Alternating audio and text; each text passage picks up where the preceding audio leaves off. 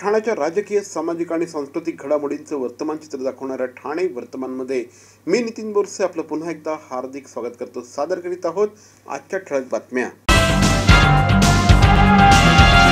मिर्झापूर बिहार येथे राहणाऱ्या 20 वर्षीय रोहित कुमार यांनी वर्तनगर परिसरामध्ये राहणाऱ्या शालेय शिक्षण घेणाऱ्या एका 13 वर्षीय मुलीशी सोशल मीडियावर मैत्री केली। नंतर तिला प्रेमाच्या जाळ्यात ओढून तिचे काही आक्षेपार्ह फोटो काढून घेतले। नंतर तिला तो सतत त्रास देत होता, त्यामुळे तिने त्याच्याशी बोलण्यास टाळाटाळ केली। त्याचा राग येऊन रोहित कुमारने तिचे व्हिडिओ व्हॉट्सअपच्या माध्यमातून व्हायरल करत तिच्या नातेवाईक आणि मित्रमैत्रिणींना पाठवले। या गोष्टीला घाबरून मुलीने आपल्या मोठ्या बहिणीला ही गोष्ट सांगितली। मोठ्या बहिणीने वर्तनगर पोलीस स्टेशनमध्ये रोहित कुमार विरुद्ध तक्रार दाखल केली।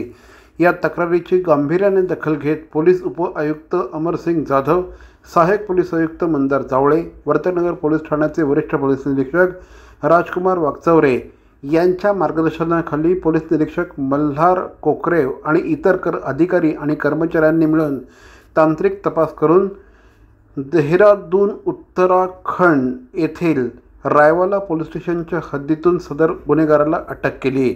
या आरोपीकडे चौकशी केली असता तो अशाच प्रकारे स्वतःची ओळख लपवून इतर मुलींसोबत सोशल मीडिया साईटवरून ओळख करून त्यांच्याशी मैत्री करून विश्वास संपादन करून त्यांचे आक्षेपार्ह व्हिडिओ बनवून नंतर त्या मुलींनी बोलण्यास टाळाटाळ केल्यानंतर त्यांचे आक्षेपार्ह व्हिडिओ त्यांच्या नातेवाईक आणि मित्रमैत्रिणींच्या मोबाईलवर पाठवत असल्याचं निष्पन्न झालं। या आरोपीला अशा प्रकारे मुलींना त्रास देण्याची विकृती असल्याचं स्पष्ट होत आहे।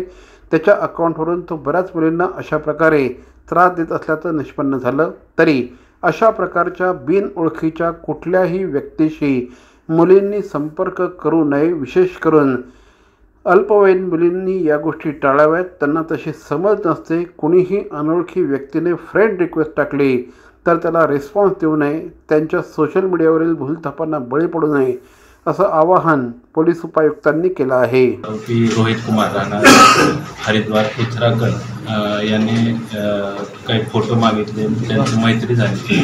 मैत्रीचं रूपांतर पुढं त्याच्यामध्ये जे फोटो किंवा व्हिडिओ त्या पीडितेने टाकले त्याचे त्यानं अश्लील व्हिडिओ मार्क करून पीडितेच्या नातेवाईकांना आणि सोशल मीडियावर इतर ठिकाणी ते सर्क्युलेट केले। त्या अनुषंगानं सदर गुन्ह्याचा तपास हे पोलीस निरीक्षक श्री कोकरे आणि पोलीस उपनिरीक्षक शेख यांनी तांत्रिक आणि इतर विश्लेषण करून सदरच्या आरोपीला हरिद्वार उत्तराखंड येथून अटक करण्यात आलेली आहे। त्याला ताब्यात घेतलेलं आहे, सदर पोलीस कस्टडीमध्ये आहे। महायुतीचे शिवसेनेचे उमेदवार नरेश म्हस्के यांनी त्यांच्या प्रचाराला जोरदार सुरुवात केली आहे। शुक्रवारी उमेदवारी अर्ज दाखल केल्यानंतर ठाणे लोकसभा महायुतीचे शिवसेनेचे उमेदवार नरेश म्हस्के यांनी शनिवार सकाळपासून गाठीभेटीद्वारे प्रचाराचा धडाका सुरू केला आहे।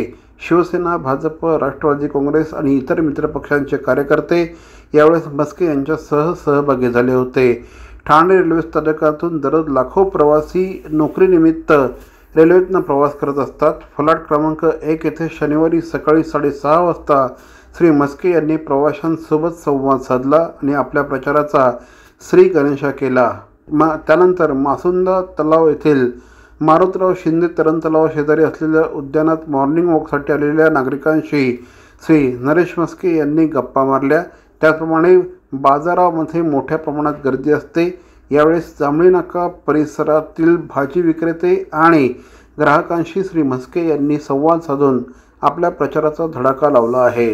इंडिया आघाडी आणि महाविकास आघाडीचे ठाणे लोकसभा मतदारसंघाचे उमेदवार श्री राजन विचारे यांच्या प्रचारार्थ आज सकाळी रथयात्रेचं आयोजन करण्यात आलं होतं। ठाणे पूर्व परिसरातील नारायण कोळी चौक इथून या रथयात्रेला सुरुवात झाली होती। अष्टविनायक चौक, कोपरीगाव, नाखवा हायस्कूल, दौलतनगर, धोबीघाट, त्याचप्रमाणे किसननगर, भटवाडी, साठेनगर, जयभवानीनगर, अंबिकानगर, रामचंद्रनगर या परिसरातनं आज या रॅलीचं आयोजन करण्यात आलं होतं। यावेळेस त्यांच्या समवेत श्री मनोज शिंदे हे देखील सहभागी झाले होते। सर्व पक्षाचे लोक दिवस रात्र या ठिकाणी प्रचार करत आहेत। मला वाटतं पहिला राऊंड झालेली आहे, दुसरा राऊंडची सुरुवात या ठिकाणी कोपरी भाजपाकडे या मतदारसंघातून आपण करत आहोत। तुम्ही बघितलं असेल लोकांचा उत्साह भरपूर आहे. आज बघा एवढं टेम्परेचर असताना सुद्धा आज कित्येक हजारोच्या संख्येने या ठिकाणी या रॅलीमध्ये सहभागी झालेले आहेत. गेल्या 10 वर्षात तुम्ही बघितलं असेल आणि विशेष करून गेल्या 2.5 वर्षामध्ये ज्या पद्धतीने ह्या मिंजे सरकारच्या माध्यमातून या ठिकाणी जे काही आज गळचेपी आज तुम्ही बघितलं असेल संविधान बदलण्याचं काम आज त्यांना 400 कशासाठी पाहिजे ते संविधान बदल आणि आज खऱ्या अर्थाने लोकशाही धोक्यात आलेली आहे आणि ही लोकशाही वाचवायची असेल महाराष्ट्र वाचवायचं असेल तर आपल्याला सर्व जाती धर्माच्या लोकांना एकत्र करून या ठिकाणी जसं छत्रपती शिवाजी महाराजांनी स्वराज्य निर्माण केलं त्याचबरोबर 18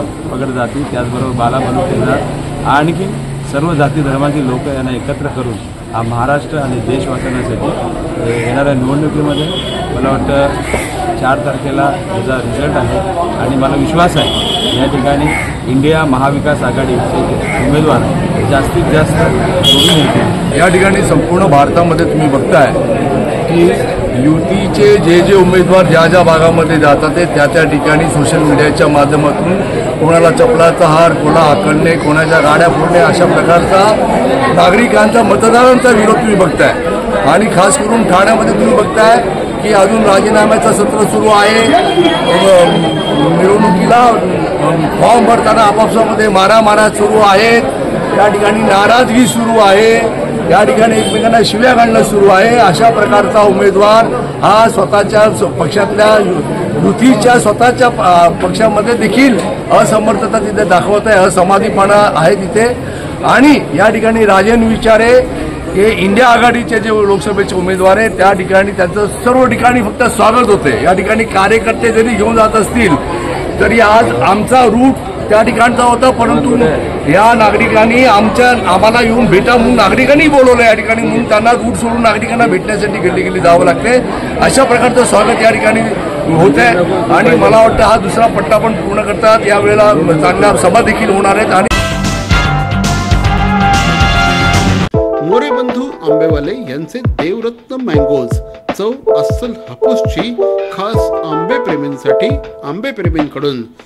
रत्नागिरी आणि देवगडच्या शेतकऱ्यांनी घाम गळून पिकवलेला, गवतात पिकवून मनापासून वाढवलेला अस्सल हापूस रास्त, अगदी रास्त भावात आणि हो, होम डिलिव्हरीसाठी सुद्धा उपलब्ध. मोरे बंधू आंबेवाले यांचे देवरत्न मँगोज, सत्यम कलेक्शन समोर, घंटाळी रोड, ठाणे पश्चिम. आजच संपर्क साधा.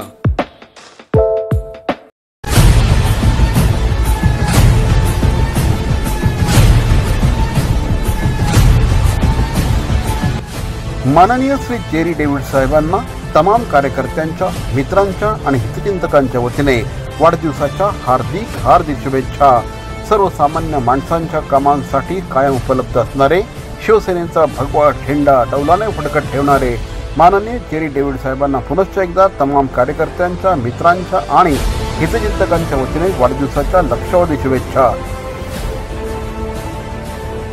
ठाणे शहरातील ख्यातनाम उद्योजक श्री सुनील कदम यांना वाढदिवसानिमित्त तमाम कार्यकर्त्यांच्या, मित्रांच्या आणि हितचिंतकांच्या वतीने वाढदिवसाच्या हार्दिक शुभेच्छा. सर्वसामान्य माणसांच्या उपयोगाला पडणारे, सर्वसामान्य माणसांच्या प्रश्नांसाठी कायम अग्रेसर असणारे ठाणे शहरातील आघाडीचे उद्योजक श्री सुनील कदम यांना पुनश्च एकदा वाढदिवसानिमित्त हार्दिक शुभेच्छा. शिवसेनेचे विभाग प्रमुख माननीय श्री जेरी डेव्हिड साहेबांना वाढदिवसानिमित्त श्री गणेश टाक यांच्या वतीने वाढदिवसाच्या हार्दिक शुभेच्छा. सर्वसामान्य माणसांसाठी कायम उपलब्ध असणारे, सर्वसामान्य माणसांच्या प्रश्नांना वाचा फोडणारे शिवसेनेचे कट्टर कार्यकर्ते माननीय श्री जेरी डेव्हिड साहेबांना पुनश्च एकदा श्री गणेश टाक यांच्या वतीने वाढदिवसाच्या लक्षावधी शुभेच्छा.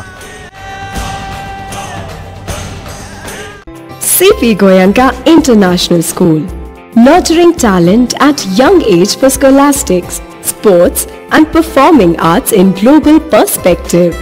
Proud to have world toppers and country toppers in 10th standard Cambridge examinations. Ranked the best emerging school by the Times of India for personality over percentage. CP Goenka is the intelligent choice. सर्व नागरिकांना आवाहन करण्यात येत आहे की सध्या डासांमार्फत पसरणाऱ्या dengue या आजाराचा प्रसार रोखण्यासाठी प्रत्येकाने पुढील प्रमाणे कार्यवाही करावी। डेंग्यू आजार एडिस इजिप्ती हा डास चावल्याने होतो। या डासांची पैदास साचलेल्या किंवा साचवलेल्या स्वच्छ पाण्यामध्ये होते।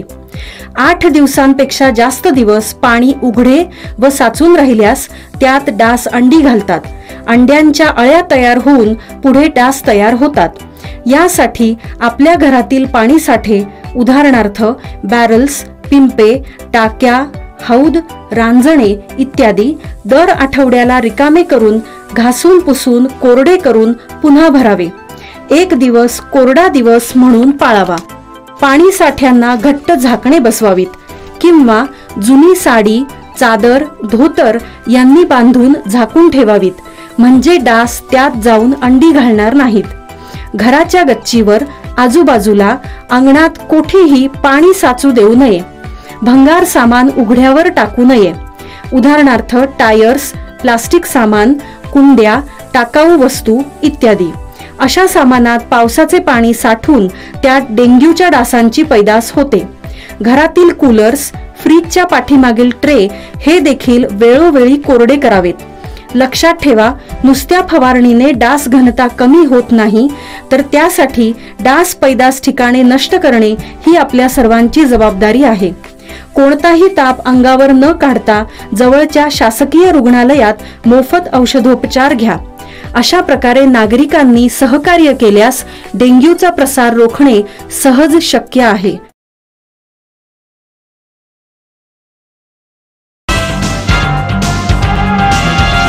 आद्य क्रांतीवीर राघोजी भांगरे यांच्या 176व्या शहीद दिनानिमित्त भव्य आदरांजली सभेचं आयोजन आदिवासी क्रांती सेनेच्या वतीने करण्यात आलं। आदिवासी क्रांती सेनेचे संस्थापक अध्यक्ष अनिल भांगले यांच्या नेतृत्वाखाली या ठिकाणी राघोजी भांगरे यांच्या स्मारकाचं नूतनीकरण करण्यात आलं आहे। आद्य क्रांतीवीर राघोजी भांगरे यांना 2 मे 1848 रोजी ठाणे मध्यवर्ती कारागृह येथे ब्रिटिशांनी फाशी दिली होती।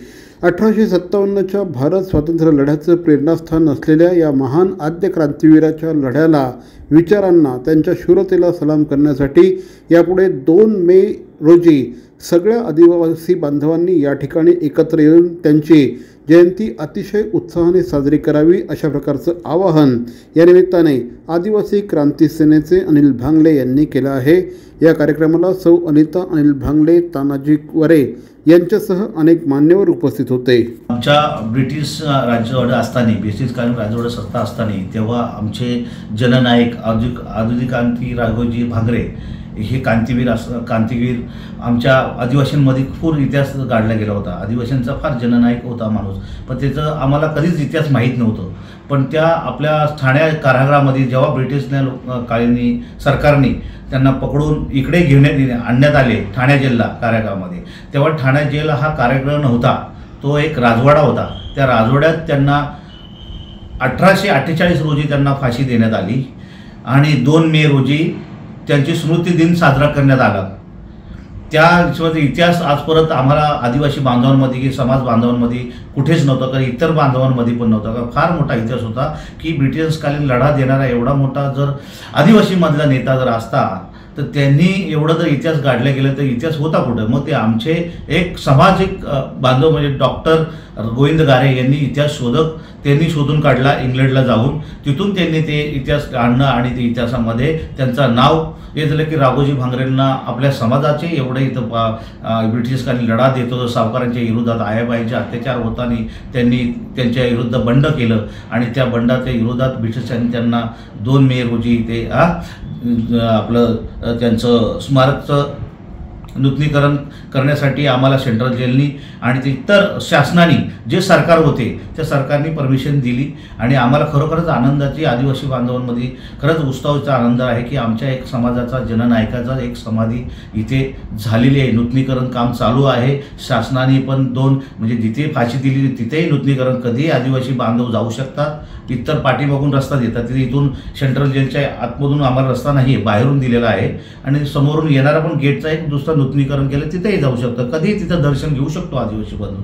म्हणून खरोखरच आम्हाला 2 मे रोजी आम्ही स्मृती दिन साजरा केला आहे. पण ह्यावेळेस इलेक्शनची आचारसंहिता असता कारणाने आम्हाला काही जास्त मोठ्या प्रमाणात करता नाही आलं. पण येत्या पुढ्या 2 मे रोजी येणाऱ्या आम्ही चांगल्या त्यांना म्हणजे जशी बाबासाहेब डॉक्टर आंबेडकर साहेबांची जयंती होते तशा जयंतीनुसार आम्ही त्यांची स्मृती दिन साजरा केला जाईल. राज्यात 19 एप्रिल रोजी सकाळी 7 वाजेपासून 1 जून 2024 रोजी सायंकाळी 6:30 वाजेपर्यंतच्या कालावधीमध्ये एक्झिट पोलसाठी प्रतिबंध लागू करण्यात आला आहे. त्याचप्रमाणे प्रत्येक टप्प्यातील मतदान संपण्याच्या आधी 48 तासांच्या कालावधीत ओपिनियन पोल अथवा अन्य मतदान सर्वेक्षणाच्या परिणामांचं प्रकाशन अथवा प्रसारणावर बंदी असेल अशा प्रकारची सूचना निवडणूक आयोगाने एका अधिसूचनेद्वारे केली आहे.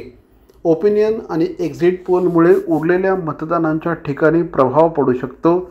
या दृष्टिकोनातून ओपिनियन आणि एक्झिट पोलला बंदी घालण्यात आली आहे. महाराष्ट्र राज्य कृषी विभाग आणि कृषी पणन मंडळ पुरस्कृत संस्कार आणि कोकण विकास प्रतिष्ठान आयोजित आंबा महोत्सवाला 1 मे ते 12 मे या कालावधीपर्यंत सुरुवात झाली आहे. संस्कार सेवाभावी संस्थेच्या वतीने या आंबा महोत्सवाचं संयोजन करण्यात आलं आहे. गावदेवी मैदानात सध्या हा आंबा महोत्सव सुरू झाला आहे. 1 मे ते 12 मे या कालावधीत या कार्यक्रमाचं आयोजन करण्यात आलं आहे. हा आंबा महोत्सव नसून ही चळवळ आहे असं आमदार श्री संजय केळकर यांनी सांगितलं. एकीकडे आंबा उत्पादक शेतकऱ्यांना योग्य भाव मिळत नाही, दुसरीकडे ग्राहकाला मात्र चढ्या दराने आंबा विकत घ्यावा लागतो. त्यामुळे बऱ्याचदा ग्राहकाचा कल आंबा विकत न घेण्याकडे असतो आणि भाव मिळत नसल्या कारणाने आंबा उत्पादक शेतकरी मात्र गरीब राहतो. ही दरी लक्षात आल्यानंतर आमदार श्री संजय केळकर यांनी या आंबा महोत्सवाला सुरुवात केली आणि बघता बघता हा आंबा महोत्सव ठाणेकर नागरिकांमध्ये चांगलाच लोकप्रिय झाला. दरवर्षी कोट्यवधी रुपयांची आंबा विक्री या ठिकाणी होत असते. अनेक आंबा उत्पादक शेतकरी या आंबा महोत्सवाची वाट बघत असतात. अनेक ग्राहक या आंबा महोत्सवाची वाट बघत असतात आणि आंबा महोत्सवातच खरेदी करत असतात. उत्कृष्ट दर्जाचा आंबा अतिशय योग्य भावामध्ये या ठिकाणी मिळत असल्याकारणाने ग्राहक आणि उत्पादक ह्या दोघांनाही या ठिकाणी येण्यामध्ये प्रचंड मोठ्या प्रमाणामध्ये रस असतो. छान वाटलं म्हणजे असं इथे बऱ्याच गोष्टी बघायला मिळाल्या. आंब्याचे प्रकार असे म्हणजे असं खास करून मला देवगडचे आंबे हवे होते. गेले जवळपास 10-15 वर्ष आम्ही येतो इकडे. दरवर्षी ते अटेंड करतो हे इकडचं एक्झिबिशन आणि आमचे ठरलेले आहेत आणि आम्हाला आंबे चांगले मिळतात इकडनं. आंबे खूप चांगले असतात आणि बाकी कोकणी मेवा पण चांगला मिळतो इकडे. नाही काय वेगळं पण मस्त सुटसुटीत आहे. सगळ्या लोकांना व्यवस्थित बघायला भेटतं, व्यवस्थित घ्यायला भेटतं. खूप चांगलं वाटलं. वेगवेगळ्या वस्तू मिळाल्या इकडे आणि सगळे फ्रेश आयटम्स आहेत असं सांगण्यात आलं. आम्ही आता ट्राय करणार आहे. मी गेले कित्येक वर्ष या आंब्याच्या प्रदर्शनात येतो. आम्हाला इथे खूप आवडतं आणि 1 मे तारीख आमच्या बरोबर लक्षात असते. दरवर्षी न चुकता येतो आणि मयेकरांकडून घेतो आंबे. पण छान वाटतं इथे खूप. कोकणातले आंबे आम्हाला म्हणजे इथे खायला मिळतात. त्यामुळे आम्ही दुसरीकडून कुठूनच घेत नाही, ह्या आंबा महोत्सवातच घेतो फक्त आंबे. आंबा महोत्सव आणि यापुढे तो चालू राहील. खूप चांगल्या प्रकारे या कार्यक्रमाचं आयोजन केलं जातं आणि खूप चांगल्या प्रकारे ठाणेकरांचा आम्हाला रिस्पॉन्स मिळतो. शेतकरी ते ग्राहक या संकल्पनेअंतर्गत हा कार्यक्रम होत असतो आणि त्याचा खूप चांगला फायदा आम्हाला शेतकऱ्यांना डायरेक्ट सेलिंगमुळे मिळतो. माझं नाव नागेश मयेकर आहे. आम्ही रत्नागिरीपासून पावसच्या बाजूने आलेलो आहोत आणि ह्या कोकण विकास आणि संस्कार या संस्थेमध्ये मी 2005 पासून आंबा विकतोय. 2005 मध्ये आम्हाला याला ठाण्याला पहिलं मला दादरला मिळालं. नंतर आम्ही पूर्णच्या पूर्ण सगळे महोत्सव करतो. मी मंडळी या होत्या आजच्या ठळक बातम्या. आजचा एपिसोड आपल्याला कसा वाटला आम्हाला जरूर कळवा. आमचा पत्ता आहे Dadoji Konde stadium, shop number 16, Khatan road, Thane पश्चिम. दूरध्वनी क्रमांक 9820939420. तर मग पुन्हा भेटू उद्या याच वेळी याच ठिकाणी ठाणे वर्तमानमध्ये. तोपर्यंत धन्यवाद. जय हिंद, जय महाराष्ट्र.